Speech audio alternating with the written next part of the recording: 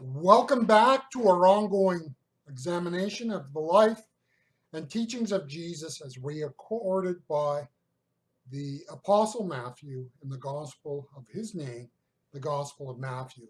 A little side note is that the names of the Gospels seem to be later additions, not original to the text. Matthew chapter 27 and verses 43 and 44. I'm reading out of J.B. Phillips, the New Testament in modern English. And don't you love when you look at all these English translations, how they love to use the word modern or today or some other marker to indicate that this is a current and up-to-date text. And meanwhile, some of these translations now go back more than a century. Not common, not modern by today's standards, right? Matthew chapter 27, verse 43.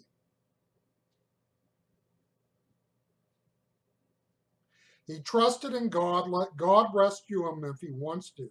For he said, I am God's son. Even the bandits who were crucified with him hurled the same abuse at him. We notice that Jesus was crucified with two thieves that day. When we retell the story of Jesus' crucifixion, we largely ignore these two people. If you largely ignore these two people, then you cannot help but see the crucifixion in a different light. Notice when we talk about the crucifixion, we focus our attention on Jesus. Now, I'm not saying that's right versus wrong or wrong versus right. I'm just saying that our attention and focus is on that crucifixion. In that sense, that one gets the attention, not the other two. When you go back to that day and age, what would people see?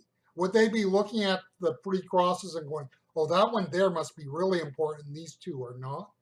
Was it that readily noticeable to people? You see, there were 3 people that day being crucified, not one. Now, let me use another example here to kind of illustrate what I'm saying.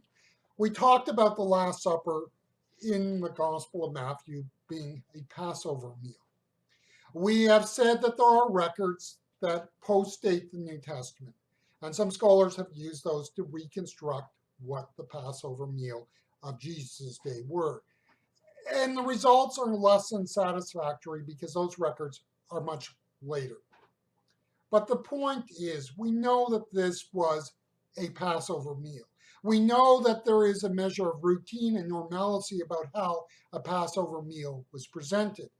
In our retelling of that Last Supper, the gospel writers are not giving us all the nuts and bolts, as it were, of a Passover meal. No, what they look back at is just highlight those events that make the Last Supper the foundation and basis of the Eucharist, the communion celebration, the Lord's table in that sense. And in that way, they're looking back at that, not giving us the Passover meal, but the later understanding that comes from the post-resurrection Jesus to see its importance. The crucifixion of Jesus, as we understand it, we understand what happened that day through a post-resurrection view of it.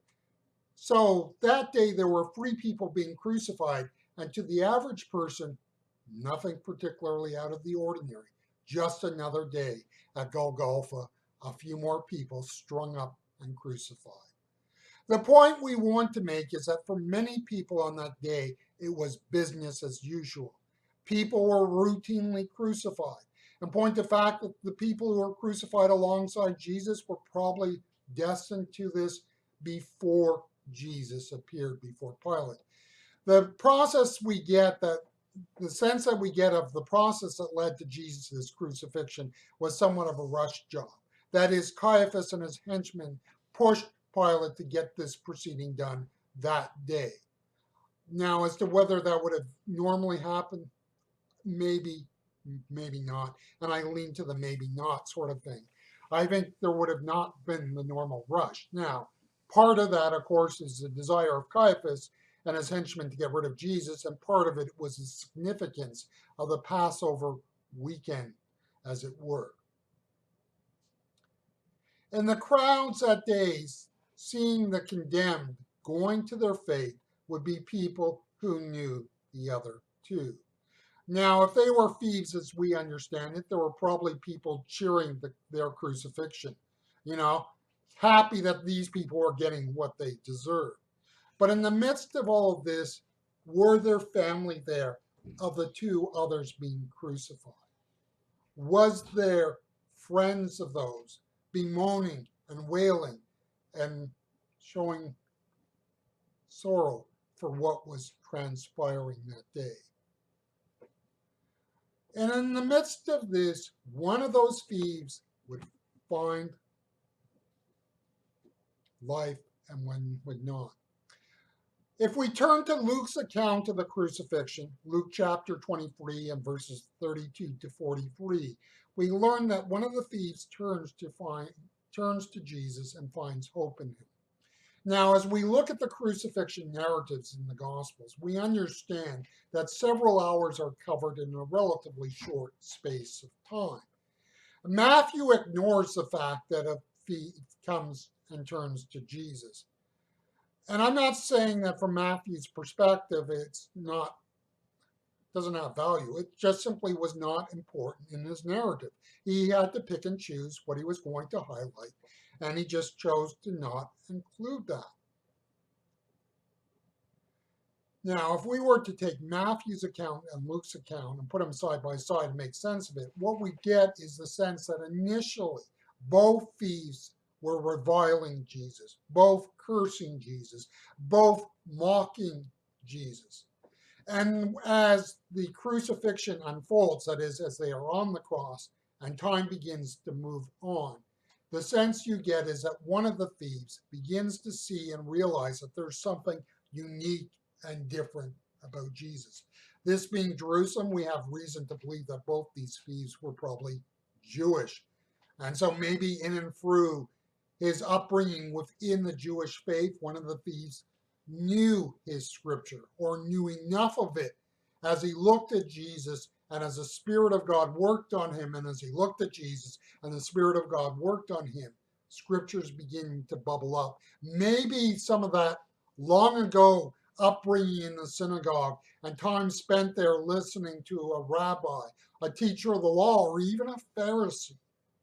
And he begins to look at Jesus and he begins to die and sees Jesus die and Jesus mock, and he begins to look at him and stuff bubbles up, and he begins maybe at some point to realize that yes, this is the Messiah, the Son of God. And so in the midst of that despair and hopelessness, one of the thieves finds hope. And it's possible that given there are thieves, that neither of them had encountered Jesus before this time. One would find life and one would end life in despair. And the proclamation of the gospel and the sharing of the faith, there are two seemingly contradictory positions we have to have. One is the realization that sin destroys people. You cannot understand what the final judgment is unless you see this. You see, on a logical basis, we can argue that people ultimately get saved. The people who do that at the expense of human nature. Sin ultimately destroys us because it destroys human nature. The destruction of individuals due to sin is intensified as they continue to reject the overture of God's grace. On the other hand is the belief that it is never too late to turn to Jesus and find life. The problem, of course, is that most people do not, at the end of life, turn to Jesus. What the actual numbers are, we will never know. But many people at the end cling to the life that they've known. Yes, people can be saved at the end. Sadly, it largely does not work out this way.